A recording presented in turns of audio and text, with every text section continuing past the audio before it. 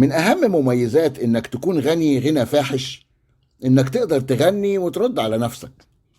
لما تشتري شوية ناس رخيصة بالفلوس وينزلوا لك في الميديا الأخبار اللي أنت عايزها، فمثلا تقول للناس إن بيراميدز لا يمانع أبدا في إعارة إبراهيم عادل ومحمد الشيبي للأهلي عشان يلعبوا معاه كأس العالم للأندية، وبدون مقابل كمان، لأن دي مهمة وطنية.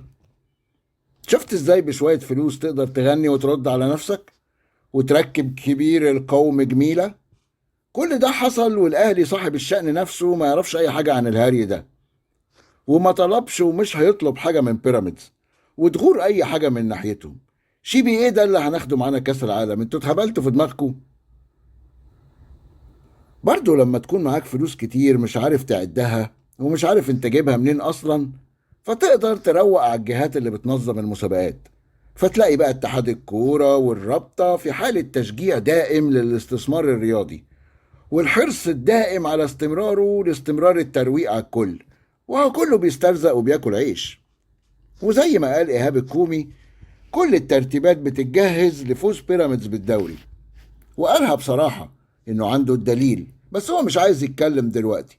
خلي بالكو، الكومي ده كان عضو اتحاد الكورة لغاية ديسمبر اللي فات، يعني كان موجود في الأسابيع الأولى من بداية الدوري ده. واضح إن موقف الأهلي شجع ناس كتير إنها تتكلم وتقول حاجات عمرها ما كانت هتتقال.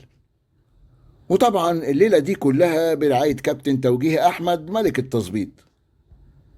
ومن مميزات وجبروت الفلوس اللي بالهبل إن الراجل اللي قال بصراحة إن الدوري موجه، وفي حاجات كتير كانت بتطلب عشان بيراميدز يكسب الدوري، وبدل ما نشوف إيهاب الكومي ده يعرف إيه وقال كده ليه وإيه الدليل اللي عنده، لا، ده بيراميدز اشتكاه في النائب العام والمجلس الأعلى لتنظيم الإعلام، وكل الجهات بقى ما بين قناة ومركز أعلى وكل شيء وقفوا الراجل من غير ما حتى يحققوا معاه. وكأن المهم إن إيهاب الكومي يخاف ويسكت، مش المهم نعرف قال كده ليه وإيه المعلومات اللي عنده. القصة دي حصلت بحذافيرها في إيطاليا سنة 2006، لكن طبعا شتان الفارق في التعامل.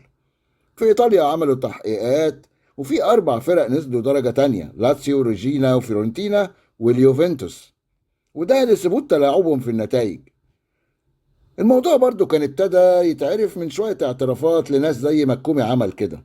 وخلي بالكو إن واحد من الفرق اللي نزلت درجة تانية كان اليوفنتوس، بطل أوروبا وواحد من أكبر 3 أندية في إيطاليا.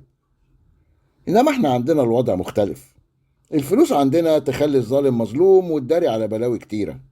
المال عزوة برضو، وخصوصا لما تكون بتتعامل مع ضعاف النفوس وعبدة المال، ناس ما عندهاش دم.